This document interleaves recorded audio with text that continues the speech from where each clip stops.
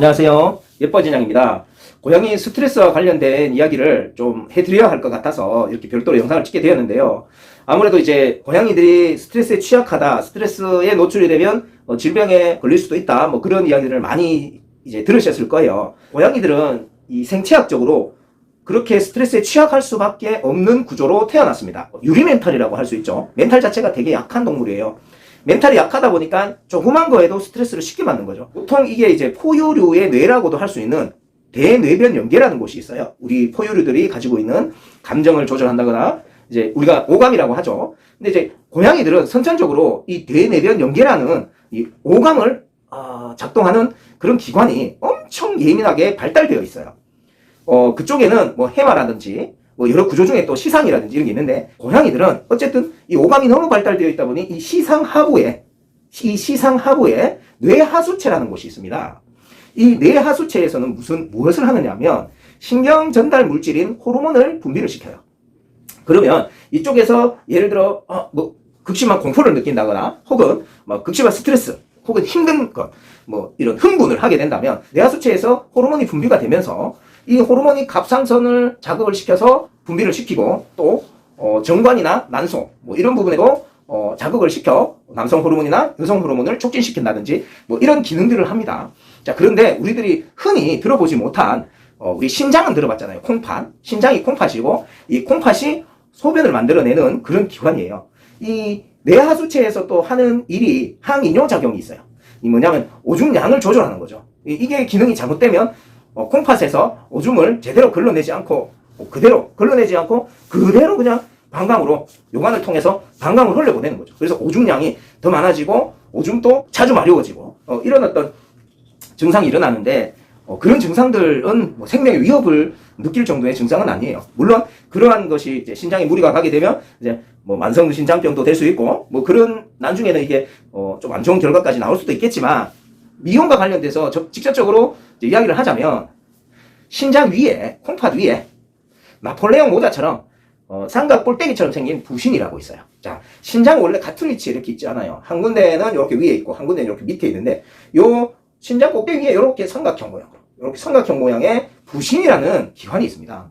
이 부신이라는 기관은 우리 사람들도 이 부신 기관이 기능이 떨어진다거나 하면 뭐 만성 피로를 느낀다거나 면역력이 떨어지게 되면서 여러 질병에 노출이 될 수가 있어요. 자, 근데 고양이들 같은 경우에는 특히나 이 부신 기능이 사람만큼 강하지들 못하다 보니까 이 뇌하수체에서 부신 피질 자극 호르몬이라는 것을 분비를 합니다. 자, 그러면은 이 부신에는 겉에 있는 피질과 안에 있는 수질이 있는데 그 기능이 전혀 다른 기관이에요. 같이 붙어 있지만 바깥에서 하는 기능이랑 안에서 하는 기능이 틀려요.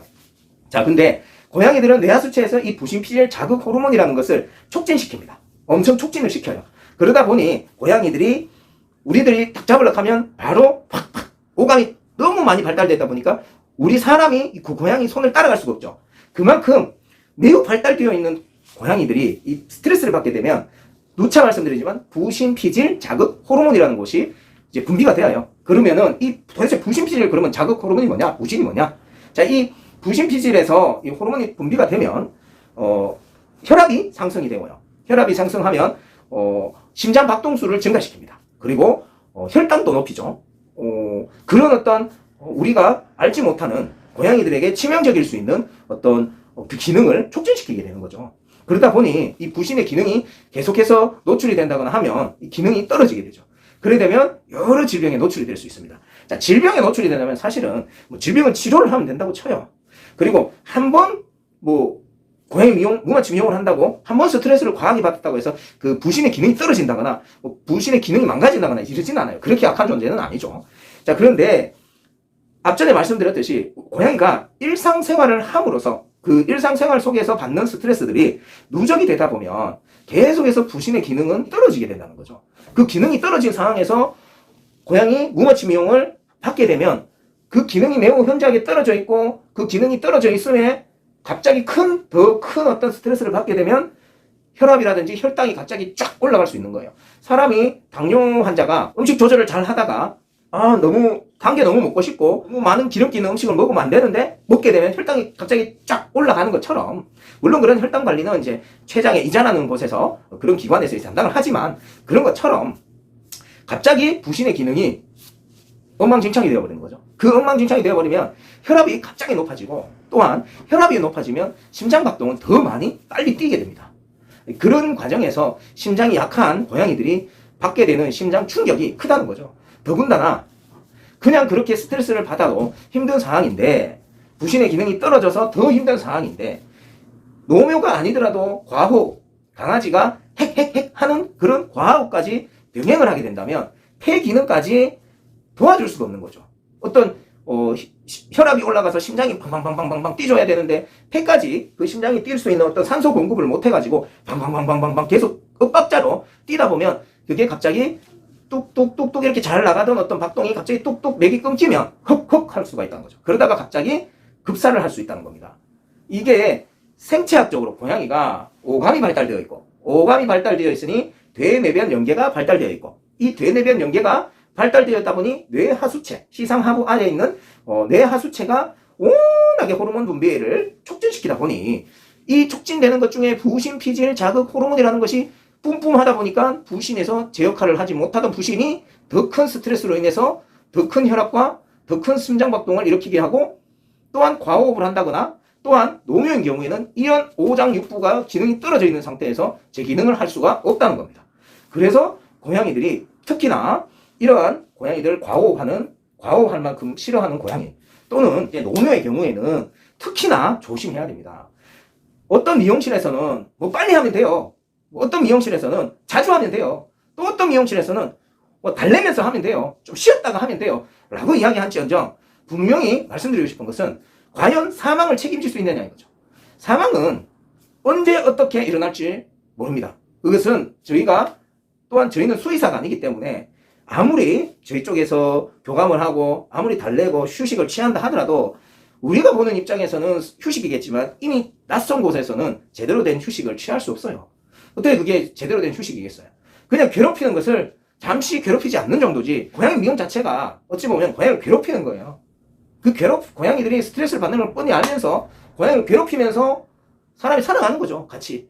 그런데 그만큼 취약하지만 평상시에 최소한 스트레스를 덜 줄 수 있는 환경을 이 고양이 무마취 하는 만큼의 그 이상의 환경을 만들어 주셔야 하는 것이고, 그래서 이제 고양이 무마취를 하고 난 뒤에 집에 가셔서 고양이가 어떻게 행동하는지, 어떤 주의사항이 있는지 길게 영상을 준비했는 겁니다.